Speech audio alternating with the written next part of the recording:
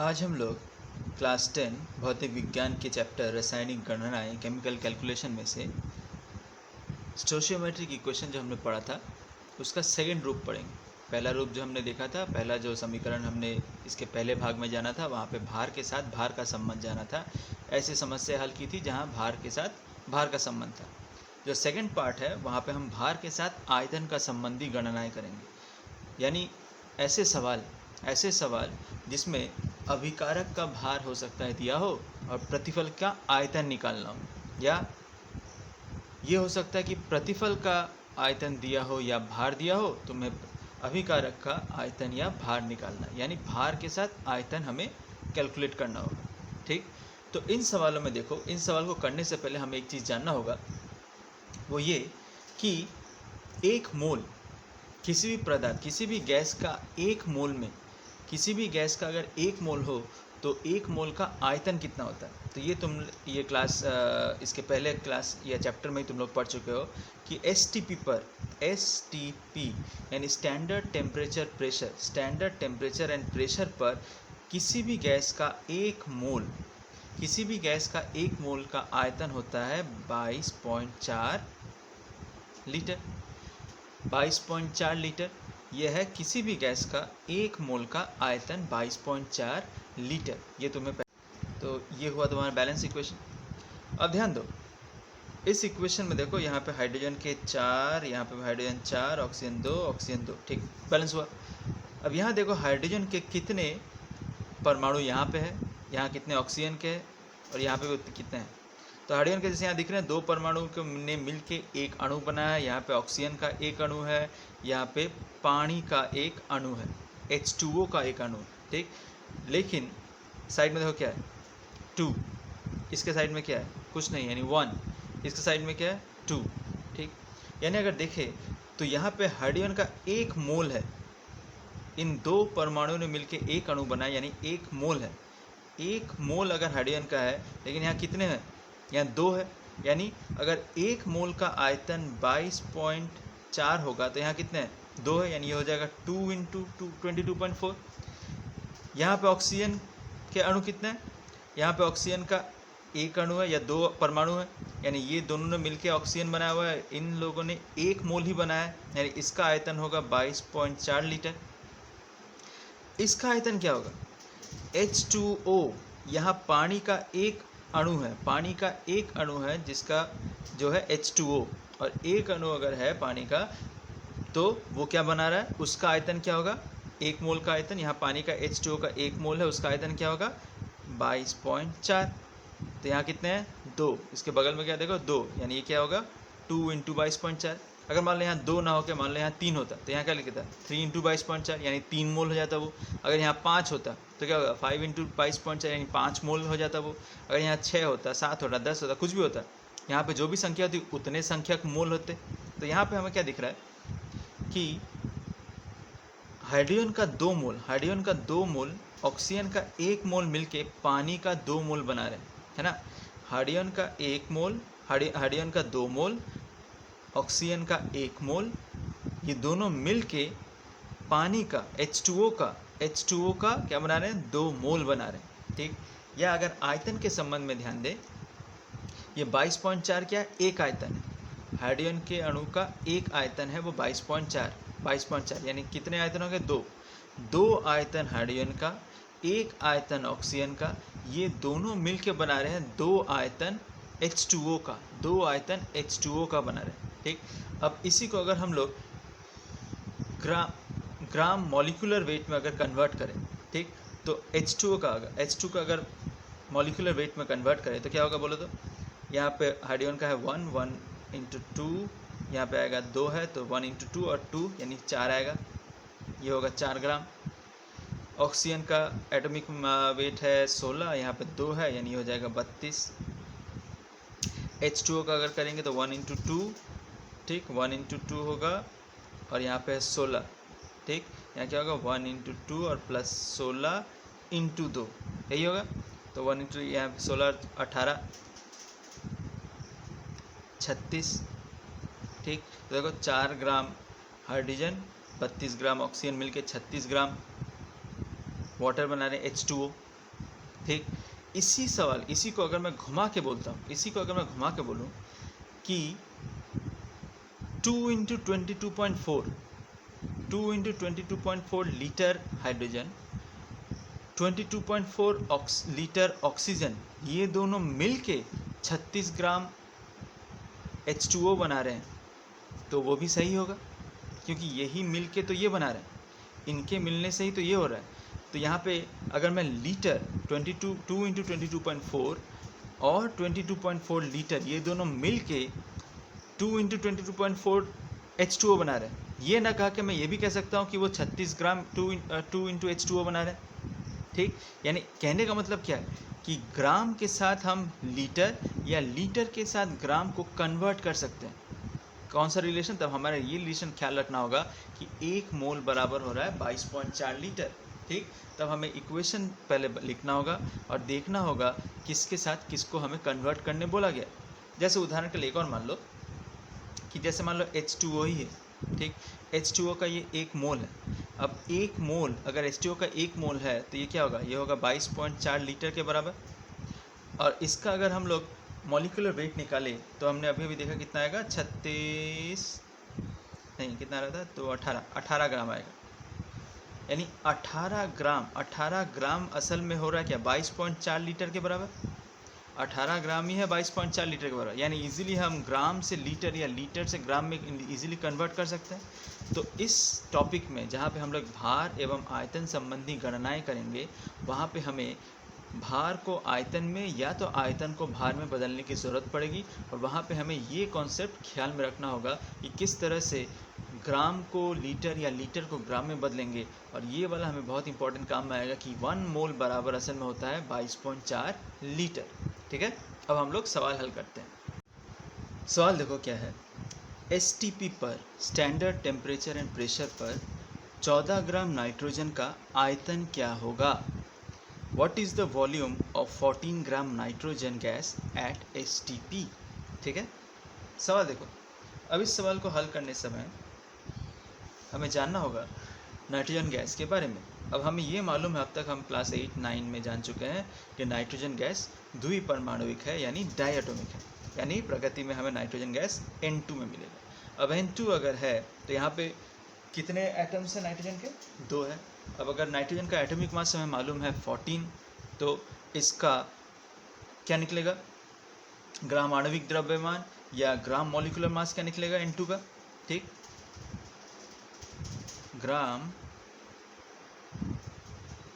Gram molecular mass N2 का क्या निकलेगा? 14 इंटू 2 यानी 28 ग्राम। ठीक, अब ध्यान दो, 28 ग्राम N2 का ग्राम मॉलिक्यूलर मास कितना निकला? 28 ग्राम। और STP हमें, STP यानी हमें यहाँ पे बोला हुआ है STP, और STP पे हमें मालूम है, अभी हमने जाना कि STP पे किसी भी गैस का, किसी भी पदार्थ के 1 मोल का आयतन होता है कितना? 22.4 लीटर। और हमने यहाँ इस सवाल यहाँ पे जब हम जाना था कि H2O को हमने किस तरह से उसका ग्राम मॉलिक्यूलर वेट के साथ कंपेयर किया था, उसके आयतन का, यानी 22.4 लीटर। तो यहाँ पे भी हम बोल सकते हैं कि नाइट्रोजन के N2 के 28 ग्राम का आयतन कितना होगा? 22.4 लीटर। ठीक, 28 ग्राम का आयतन कितना होगा? 22.4 लीटर। तो फिर 1 ग्राम का आयतन कितना होगा? 22.4 बटा 28 लीटर। ठीक, हमें निकालना कितना? हमें निकालना है 14 ग्राम का। तो फिर 14 ग्राम का आयतन क्या होगा? 22.4 बटा 28 इंटू 14। ठीक, अब इसको हम डिवाइड करेंगे तो यह आया 2, यानी आएगा 11.2 लीटर। यानी 14 ग्राम का आयतन कितना आएगा? 11.2 लीटर। 11.2 लीटर। हो गया सवाल क्लियर हुआ, समझ में आया? और सवाल बनाते हैं। इस सवाल में देखो क्या बोला है। STP पर, स्टैंडर्ड टेम्परेचर एंड प्रेशर पर किसी गैस के 1.28 ग्राम का आयतन 448 सेंटीमीटर क्यूब है। गैस का आणविक द्रव्यमान क्या है? यानी the volume of 1.28 gram of gas at STP is 448 centimetre cube. What is the molecular mass? ठीक, अब यहाँ पे सबसे पहले हम ये देख रहे हैं, यहाँ ग्राम दिया हुआ है 1.28 ग्राम किसी भी गैस का मात्रा द्रव्यमान दिया हुआ है 1.28 ग्राम, और उसका आयतन दिया 448 सेंटीमीटर क्यूब। अभी तक हम जो सवाल कर रहे थे वहाँ पे हमने ये भी जाना था और सीखा भी था कि हम लोग आयतन को लीटर में चिन्हित कर रहे हैं, तो यहाँ पे सेंटीमीटर क्यूब दिया है, तो यानी सबसे पहले इसको हम बदल लेते हैं आयतन, यानी वॉल्यूम ऑफ गैस कितना दिया 448 सेंटीमीटर क्यूब, या आयतन, गैस का आयतन क्या दिया हुआ है 448 सेंटीमीटर क्यूब। अब इस सेंटीमीटर क्यूब को हमें लीटर में बदलना है, तो हमें मालूम है क्या बोलो तो 1 लीटर बराबर क्या होता है 1000 सेंटीमीटर क्यूब, तो 1 सेंटीमीटर क्यूब क्या होगा 1/1000 लीटर। ठीक, यानी इस सेंटीमीटर क्यूब को हम लिख सकते हैं 448/1000 लीटर, जो असल में होगा 0.448 लीटर। यानी गैस का आयतन 448 सेंटीमीटर क्यूब, उसी सेंटीमीटर क्यूब को हम लिख सकते हैं गैस का आयतन, वॉल्यूम ऑफ गैस 0.448 लीटर। तो गैस का आयतन दिया हुआ है 0.448 लीटर ऑफ गैस, इसका कितना दिया हुआ है वजन 1.28 ग्राम दिया। 0.448 लीटर ऑफ गैस कितना है 1.28 ग्राम, तो 1 लीटर कितना होगा 1 लीटर ऑफ गैस कितना होगा 1.28 बाई 0.448 ग्राम, यूनिटरी मेथड। ठीक, अब 1 लीटर बराबर इतना निकला, और हमें मालूम है किसी भी गैस का 1 मोल कितना होता है 22.4 लीटर, तो 22.4 लीटर ऑफ गैस क्या होगा, इसी गैस का 22.4 लीटर क्या होगा 1.28 बाई 0.448 इंटू 22.4 ग्राम। ठीक, अब इसे हम हल करते हैं, इसे कैलकुलेट करते हैं। कैलकुलेट में क्या है 1.28 इंटू 22.4 डिवाइडेड बाय 0.448, देखो कितना रहा 64। अब देखो ये क्या निकला 22.4 लीटर ऑफ गैस कितना आ रहा है 64 ग्राम, 22.4 लीटर कितना आ रहा है 64 ग्राम। और हमने पहले जाना था, इसके पहले थोड़ी देर पहले ही हमने सवाल में जाना था कि 22.4 लीटर असल में क्या होता है, उसका किसके बराबर होता है 1 मोल के बराबर, और 1 मोल को हम कन्वर्ट भी कर सकते हैं मॉलिक्यूलर वेट में। तो ये 22.4 लीटर जितना वेट दिखा रहा है 64 ग्राम, असल में यही है उस गैस का मॉलिक्यूलर मास, उस गैस का यही है मॉलिक्यूलर मास, यानी 22.4 लीटर जो है उसका जो भी गैस हम निकाल रहे थे, ये जो गैस दिया हुआ था what is the molecular mass, molecular mass क्या निकलेगा 64 ग्राम। यानी इस सवाल में हमने ये 22.4 लीटर क्यों यूज़ किया, क्योंकि यहाँ पे बोला हुआ है STP standard temperature pressure, standard temperature pressure STP पे किसी भी गैस का, किसी भी पदार्थ के 1 मोल का आयतन कितना होगा 22.4 लीटर। तो हमने क्या किया 1 लीटर का आयतन निकाल लिया, उसके बाद हमने सिंपल क्या किया 22.4 लीटर का निकाल लिया, यानी 1 मोल का निकाल लिया, और 22.4 लीटर का जितना भी ग्राम आया यही असल में उसका मॉलिक्यूलर मास बन गया, यानी हमारे गैस का मॉलिक्यूलर मास है 64 ग्राम। ठीक है, क्लियर हुआ। इस सवाल को देखो, कितने लीटर एमोनिया 10 ग्राम हाइड्रोजन से उत्पन्न होगा। How many litres of ammonia will be produced from 10 grams of hydrogen. अब इस सवाल में देखो कितने लीटर उत्पन्न होगा, लीटर हमें निकालना है और दिया हुआ है हाइड्रोजन ग्राम में। ठीक, यानी वही ग्राम और आयतन, यानी मास एंड वॉल्यूम में संबंध रिलेशन है। तो यहाँ पे हमें देखना होगा जब इसका इक्वेशन लिखेंगे, स्टोइचोमेट्रिक इक्वेशन लिखेंगे, तब क्या हमारा अभिकारक है और क्या हमारा प्रतिफल है। देखो एमोनिया उत्पन्न हो रहा है हाइड्रोजन से, यानी एमोनिया हमारा NH3 हमारा प्रतिफल है, उत्पन्न हो रहा है किससे हाइड्रोजन से, उत्पन्न हो रहा है किससे हाइड्रोजन से। अब हाइड्रोजन से उत्पन्न हो रहा है, यानी यहाँ पे कुछ होना चाहिए, देखो यहाँ पे N है हाइड्रोजन के साथ, यानी ये डेफिनेटली यहाँ पे N होगा। अब हमें मालूम है N2 भी डाई एटॉमिक है, द्विपरमाणविक है, ये हुआ H2N2 NH3। अब इसे हमें बैलेंस करना होगा, बैलेंस करेंगे, यहाँ पे हाइड्रोजन 3 है, या हाइड्रोजन 2 है, या नाइट्रोजन 2 है, या नाइट्रोजन 1 है। नाइट्रोजन 1 है, इसको अगर 2 कर देंगे नाइट्रोजन 2 हो गया, नाइट्रोजन 2 हो गया, लेकिन हाइड्रोजन 2 कितना हो गया 2 और 3, 2 × 3 6, और यहाँ पे 2 है, यानी यहाँ पे हमें 3 करना होगा, 3 × 2 यानी अब ये हो गया बैलेंस, अब ये हो गया बैलेंस केमिकल इक्वेशन, ठीक है, बैलेंस हो गया। अब देखते हैं क्या क्या दिया हुआ है। 10 ग्राम हाइड्रोजन दिया हुआ है, 10 ग्राम, ये जो हाइड्रोजन है इसका 10 ग्राम दिया हुआ है। 10 ग्राम हाइड्रोजन से कितना लीटर एमोनिया निकलेगा ये हमें निकालना है। अब ध्यान दो, इसको अगर हम लोग ये सोचें, जैसे हमें मालूम है हर एक मोल किसी भी पदार्थ का किसके बराबर होता है, 22.4। किसी भी गैस का अगर एक मोल लेंगे वो होता है 22.4 लीटर के बराबर। यानी इसको अगर उस हिसाब से हम लिखें तो यहाँ पे कितने मोल हैं, 3 मोल हैं, 3 मोल है किसके, हाइड्रोजन के। यहाँ पे 1 मोल है नाइट्रोजन का, और यहाँ पे 2 मोल है किसके, NH3 को, ठीक। ये 2 मोल क्या करस्पॉन्ड कर रहा है, 2 मोल NH3 का, यानी हम लिख सकते हैं 1 मोल के बराबर अगर 22.4 लीटर है तो 2 मोल के लिए क्या होगा, 2 × 22.4 लीटर, ठीक, 2 × 22.4 लीटर। ये किसके बराबर होगा, ध्यान से देखो, हाइड्रोजन का। इस हाइड्रोजन का अगर हम लोग मॉलिक्यूलर वेट निकालें तो हाइड्रोजन का एटॉमिक मास होता है 1, 1 × 2 करेंगे तो 2, 2 × 3 करेंगे तो 6, यानी 6 ग्राम, 6 ग्राम। और इस नाइट्रोजन का होता है कितना, 14। नाइट्रोजन का एटॉमिक वेट होता है मास होता है 14, उसका 2 करेंगे तो रहेगा 28 ग्राम, ठीक। तो ये 6 ग्राम और 28 ग्राम मिल के बना रहे हैं NH3, 2 NH3 बना रहे हैं, यानी 6 ग्राम और 28 ग्राम मिल के ही तो इस आयतन को बना रहे हैं। यानी हम कह सकते हैं कि इस 6 ग्राम से भी ये आयतन बन रहा है और इस 28 ग्राम से भी आयतन बन रहा है। चूँकि हमें सिर्फ हाइड्रोजन और अमोनिया के बारे में सोचना है, यानी इस नाइट्रोजन के बारे में हमें अभी सोचने की दरकार नहीं, हम सिर्फ ये देखेंगे कि इस 6 ग्राम से इतना लीटर बन रहा है। इस 6 ग्राम से अगर इतना लीटर बन रहा है तो ध्यान दो, तो 1 ग्राम, पहले ये लिख लेते हैं, 6 ग्राम हाइड्रोजन से कितना बन रहा है, 2 × 22.4 लीटर NH3 बन रहा है, ठीक। तो फिर 1 ग्राम से कितना बनेगा, 1 ग्राम H2 से क्या होगा, 2 × 22.4/6 लीटर NH3 का होगा।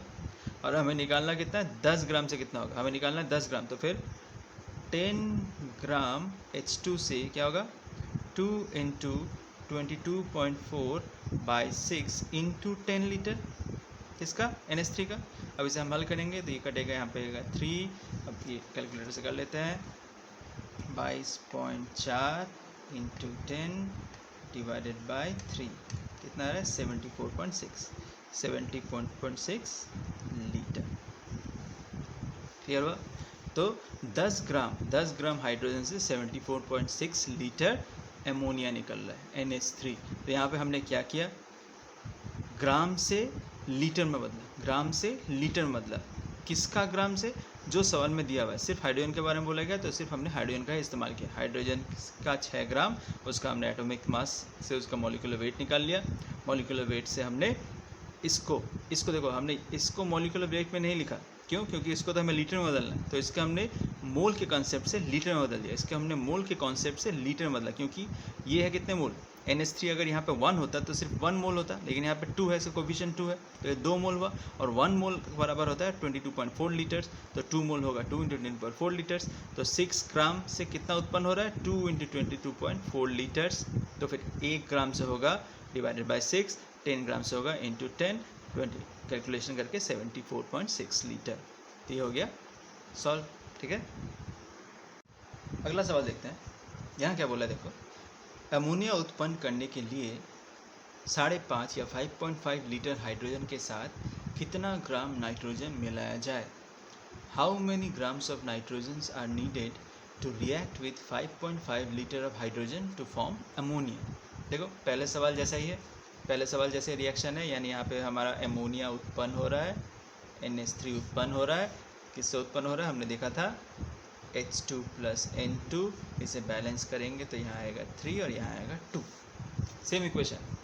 लेकिन सवाल देखो घुमा के दिया, क्या सवाल है, अमोनिया उत्पन्न करने के लिए 5.5 लीटर, अब ये हाइड्रोजन लीटर में दिया हुआ, यानी 5.5 लीटर, 5.5 लीटर के साथ कितना ग्राम, ये ग्राम मुझे नहीं मालूम, कितना ग्राम मुझे नाइट्रोजन मिलाना है ताकि अमोनिया उत्पन्न हो।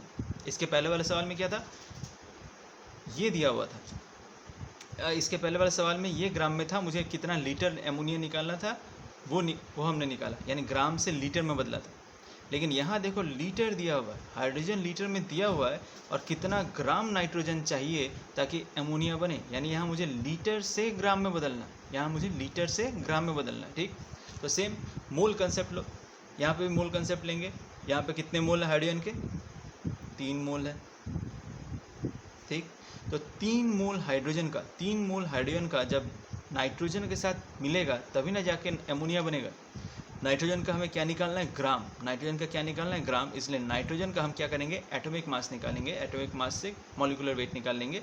एटॉमिक मास हो गया 14, उसका 14 दूना हो गया 28, यानी 28 ग्राम। ठीक, यानी 3 मोल हाइड्रोजन के साथ 28 ग्राम, 3 मोल हाइड्रोजन के साथ 28 ग्राम रिएक्ट करेगा तभी जाके अमोनिया बनेगा।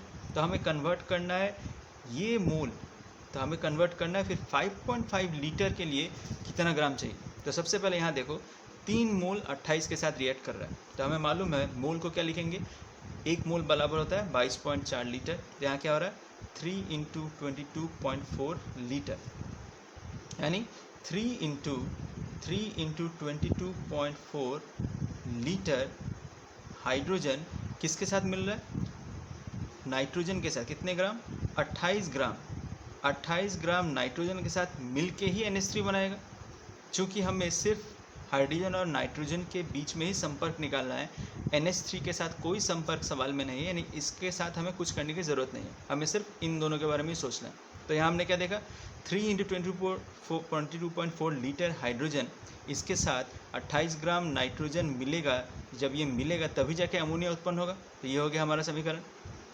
अब यूनिटरी मेथड लगाते हैं। तो अगर 3 इंटू 22.4 लीटर हाइड्रोजन से 28 ग्राम निकल रहा है, तो 1 लीटर के लिए क्या होगा? 1 लीटर हाइड्रोजन के लिए क्या होगा? 28/3 इंटू 22.4 ग्राम नाइट्रोजन का। ठीक, और हमें निकालना क्या सवाल में? 5.5 लीटर हाइड्रोजन। हमें सवाल में क्या दिया हुआ? 5.5 लीटर हाइड्रोजन के लिए कितना ग्राम निकलेगा। तो अगर 1 लीटर के लिए इतना है तो 5.5 के लिए क्या होगा? 5.5 लीटर हाइड्रोजन के लिए क्या होगा? 28/3 इंटू 22.4 इंटू 5.5 ग्राम किसका? नाइट्रोजन का। अब इसे कैलकुलेट कर लेते हैं। 28 into 5.5 divided by 3 divided by 22.4 कितना आ रहा है? 2.29। राउंड अप करेंगे कितना आएगा? 2.3 ग्राम ऑफ N2। ठीक, क्लियर हुआ? यानी 5.5 लीटर 5.5 लीटर हाइड्रोजन के साथ मुझे 2.3 ग्राम नाइट्रोजन चाहिए, तभी दोनों कम्प्लीटली रिएक्ट करके अमोनिया बनाएंगे। ठीक है, सवाल समझ में आया? सेम सवाल देखो, पहले वाले सवाल के साथ इस सवाल में सिर्फ घुमा दिया क्या निकालना है। इसके पहले वाले सवाल में हमने लीटर निकाला, यानी ग्राम से लीटर में कन्वर्ट किया, और इस सवाल में लीटर से ग्राम में कन्वर्ट किया। क्लियर हो गया? इस सवाल को देखो, 100 ml CO कार्बन मोनोऑक्साइड को 40 ml O2 ऑक्सीजन के साथ क्रिया कर प्राप्त मिश्रण को KOH पोटेशियम हाइड्रोक्साइड या कॉस्टिक पोटैश विलयन के साथ हिलाया गया, तो गैस मिश्रण का कितना आयतन शेष रहेगा और उसमें कौन सी गैस होगी? 100 ml of CO carbon monoxide is mixed with 40 ml of CO नहीं सॉरी यहाँ पे O2 40 ml of oxygen. The resultant is then mixed with KOH caustic potash. Determine which gas will be left and what will be its volume. अब ये सवाल देखो, सबसे पहले यहाँ पे हमें देखना है कार्बन मोनोऑक्साइड के साथ ऑक्सीजन को मिलाया गया। तो CO के साथ क्या मिलाया गया? ऑक्सीजन को मिलाया गया है। तो तुम्हें मालूम होगा 9 में 8 में सीख चुके हो, कार्बन मोनोऑक्साइड के साथ ऑक्सीजन मिलाएंगे तो क्या उत्पन्न होगा? CO2। अब क्या ये बैलेंस्ड है? CO 1 oxygen 3 oxygen 2। ठीक है, यानी इसको अगर मुझे यहाँ पे 2 कर दें तो ऑक्सीजन कितना हो? देखो 2 और 2 4, यहाँ पे ऑक्सीजन 2 करेंगे, 4 हो गया, कार्बन 2 हो गया बैलेंस। ठीक, बैलेंस हो जाने के बाद अब सवाल में क्या बोल रहा है कि 100 ml CO के साथ अगर 40 ml ऑक्सीजन मिलाएं तो जो रिजल्टेंट उत्पन्न होगा ये CO2 इसको फिर कॉस्टिक पोटैश के साथ मिलाया जाएगा और मिलाने के बाद कौन सा गैस बच जाएगा और उसका आयतन क्या होगा। ठीक, तो ये क्लास 9 में तुमने जाना था कि caustic potash KOH potassium hydroxide के साथ अगर कार्बन डाइऑक्साइड को मिलाया जाए तो KOH जो है वो कार्बन डाइऑक्साइड को कम्प्लीटली एब्जॉर्ब कर लेता है। ठीक, कम्प्लीटली एब्जॉर्ब कर लेता है। यानी अगर ये कार्बन डाइऑक्साइड को कम्प्लीटली एब्जॉर्ब कर ही लेगा तो बच क्या जाएगा, डेफिनेटली CO या O2 में से कुछ एक बच जाना चाहिए।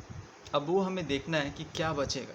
ठीक है, अब इस सवाल को करने के लिए हमें देखना होगा कि इसमें इन दोनों में ऐसा कौन है जो 100% इस रिएक्शन में इन्वॉल्व हो जाएगा, 100% रिएक्शन में इन्वॉल्व हो जाएगा और कौन बच जाएगा। तो जो 100% रिएक्शन में इन्वॉल्व हो जाते हैं उन्हें कहा जाता है लिमिटिंग रिएजेंट। ठीक, किसी भी रासायनिक समीकरण में जो पदार्थ संपूर्ण रूप से उस रासायनिक प्रतिक्रिया में अपने आप को झोंक देता है, अपने आप को मिला लेता है संपूर्ण रूप से, यानी 100% वो रासायनिक प्रतिक्रिया में भाग लेता है, उन्हें बोला जाता है लिमिटिंग रिएजेंट। ठीक, तो हमें देखना है कि इनमें लिमिटिंग रिएजेंट कौन सा है। लिमिटिंग रिएजेंट निकालने के लिए हमारे पास जो तरीका क्या है वो ये है कि सबसे पहले इनके जो मोल्स दिए हुए हैं पहले सबसे पहले हमें वो लिखना है। तो देखो इसका मोल दिया हुआ है कितना, सवाल में CO का मोल दिया हुआ है 100। मोल को हम लोग लीटर में भी लिख सकते हैं। क्यों लिख सकते हैं, यहाँ पे ध्यान दो, हमें मालूम है PV इक्वल टू होता है nRT। PV इक्वल टू क्या होता है, nRT होता है। ये जो समीकरण है ये STP पे काम कर रहा है। ये समीकरण स्टैंडर्ड टेम्परेचर प्रेशर में काम कर रहा है, यानी जहाँ पे प्रेशर एंड टेम्परेचर कांस्टेंट है, यानी और R तो वैसे ही कांस्टेंट है।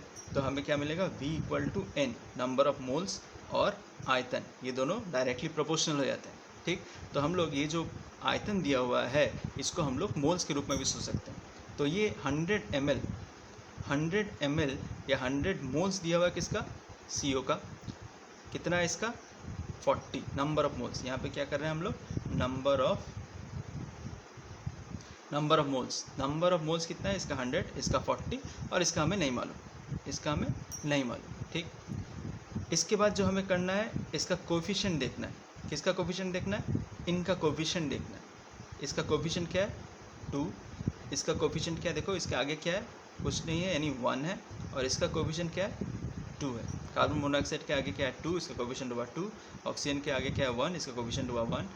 कार्बन डाइऑक्साइड का कोफिशिएंट क्या हुआ 2। ठीक, स्टेप 3 में हमें क्या करना है, इन दोनों को डिवाइड करना है। स्टेप 3 में क्या करना है, इससे इसको डिवाइड करना है, यानी 100/2 40/1, और ये क्योंकि हमें मालूम नहीं डिवाइड करने की ज़रूरत है। तो यहाँ पे हमें क्या मिल रहा है, इसको काटेंगे तो आएगा 50 और ये काट के भी आएगा 40। तो ये स्टेप 3 में जब हम लोग डिवाइड करेंगे, स्टेप 3 में डिवाइड करने के बाद जो मिनिमम होगा वही हो जाएगा तुम्हारा लिमिटिंग रिएजेंट। यानी ये 50 और 40 में मिनिमम कौन है 40, तो ये हो गया तुम्हारा लिमिटिंग रिएजेंट। ठीक, यानी ये ऑक्सीजन है, कार्बन मोनोऑक्साइड और ऑक्सीजन में ये ऑक्सीजन है जो इस रिएक्शन में कम्प्लीटली 100% अपने आप को इन्वॉल्व कर लेगा। यानी डेफिनेटली कार्बन मोनोऑक्साइड में से कुछ बच जाएगा और ऑक्सीजन में से संपूर्ण रूप से क्या हो जाएगा, केमिकल रिएक्शन में इन्वॉल्व हो जाएगा। ठीक, तब वो हमें निकालना है कि कितना मोल्स होता है, तो कितने मोल्स बच जाते हैं ये हम निकालते हैं। तो वो निकालने का तरीका क्या है, नंबर ऑफ मोल्स। अब इसे हम लिखेंगे नंबर ऑफ मोल्स में। ये number of moles n of किसका, number of mole of CO divided by इसका जो कोफिशिएंट था 2, number of moles of O divided by इसका कोफिशिएंट क्या है 1, और इसका number of moles of CO2 divided by इसका कोफिशिएंट 2। ठीक, अब चूंकि हमारा लिमिटिंग रिएजेंट कौन है, ऑक्सीजन है, O2 लिखता है यहाँ पे। ठीक है, इसका लिमिटिंग रिएजेंट कौन है, ऑक्सीजन है। तो हम सब समय कैलकुलेशन करते समय नंबर ऑफ मोल्स हम निकालेंगे, सारे के सारे रिएक्शन इस लिमिटिंग रिएजेंट के साथ ही होंगे। ठीक, तो अगर मान लो मुझे कितने मोल CO2 का उत्पन्न होगा अगर मुझे निकालना है, तो मुझे इन दोनों के बीच में संपर्क निकालना होगा, इसके और इसके बीच में संपर्क निकालना होगा। तो इसे हम कैसे लिखेंगे, ध्यान से देखो, number of moles of O2 कितना दिया हुआ है 40 दिया हुआ है, कितना दिया है 40 दिया है, तो 40/1 equal to number of moles of CO2 हमें नहीं मालूम, वो हम निकालते हैं, बाई 2। क्रॉस मल्टीप्लिकेशन होगा तो कितना आएगा, देखो number of moles of CO2 कितना आएगा 80, कितना आया 80 आया। Number of moles of CO2 कितना आया 80, कितना आया 80, ठीक। अब अगर मुझे number of moles of CO निकालना है, number of moles of CO कितना होगा, ठीक। Number of moles of CO निकालना है तो मुझे किसके साथ संपर्क बनाना होगा, फिर इसी के साथ लिमिटिंग रिएजेंट के साथ, ठीक। तो देखो number of moles of CO by coefficient कितना है 2, number of moles of O2 by 1, ठीक। Number of moles of O2 कितना दिया है by 40, number of moles of CO by 2 equal to 1, यानी number of moles of CO equal to 2 into 40 80। तो number of moles of CO देखो कितना आ रहा है, यानी number of moles of CO कितना आ रहा है 80, यानी ये जो number of moles of CO है ये कितना इन्वॉल्व हो रहा है 80, और था कितना 100, तो बच कितना गया 100 माइनस 80, बच कितना गया 100 माइनस 80, यानी 20 ml बच गया। किसका CO का, किसका बच गया CO का, क्योंकि ऑक्सीजन ने तो पूरा लिमिट, अगर ये लिमिटिंग रिएजेंट है यानी इसका पूरा का पूरा जो 40 ml है वो इन्वॉल्व हो गया, पूरा का पूरा 40 ml इन्वॉल्व हो गया। CO का कितना इन्वॉल्व हुआ, सिर्फ 80, CO का नंबर ऑफ मोल्स कितना हुआ, सिर्फ 80 इन्वॉल्व हुआ है। तो था कितना 100 था, तो 100 में से 80 गया तो बच कितने गया 20, और जो गैस था जो यानी हमारे यहाँ पे कितना आयतन लेफ्ट है, आयतन जो लेफ्ट होगा, जो वॉल्यूम लेफ्ट होगा वो होगा 20 ml, और कौन सा गैस बच गया वो है CO। क्लियर हुआ, समझ में आया, ठीक। तो प्रोसेस क्या है, सबसे पहले हमें क्या करना होगा, हमने केमिकल इक्वेशन लिखना होगा, उसको बैलेंस करना होगा। बैलेंस करने के बाद 3 स्टेप है, 3 स्टेप में सबसे पहले स्टेप में क्या है, नंबर ऑफ मोल्स, जो उसका वॉल्यूम भी दिया होगा, वॉल्यूम को इजीली हम लोग नंबर ऑफ मोल्स के रूप में लिख सकते हैं। क्यों लिख सकते हैं, हमने यहाँ से देख लिया, ठीक, PV को NRT से हमने देख लिया। तो सबसे पहले हमें नंबर ऑफ मोल्स को लिख लिया, ठीक। फिर स्टोइकियोमेट्रिक कोफिशिएंट यानी जो भी कोफिशिएंट है उनको लिख लिया। स्टेप 3 में क्या किया, स्टेप 1 और स्टेप 2 को डिवाइड किया, यानी 100/2 किया, 40/1 किया, और इसका नहीं मालूम इसलिए इसका नहीं किया, ज़रूरत नहीं।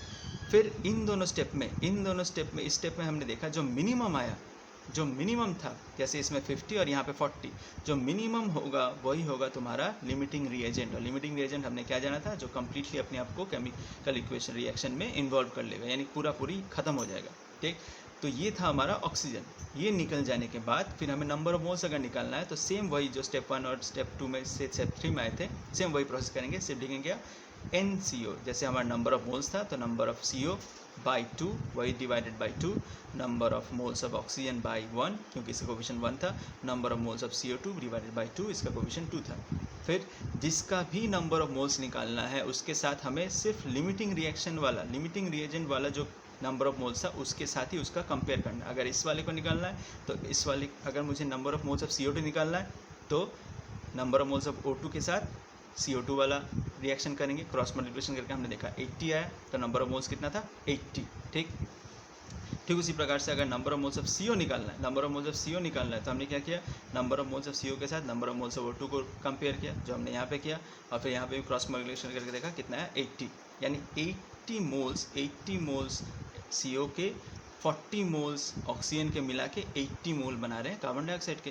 तो CO दिया हुआ था, गिवन था 100 मोल्स, अगर सिर्फ 80 मोल यूज़ कर रहा है तो बच कितने गए 100 माइनस 80, यानी 20 मोल बचेंगे, और 20 मोल को ही हम लोग बोल सकते हैं लीटर में, यानी 20 मिलीलीटर CO बच गया।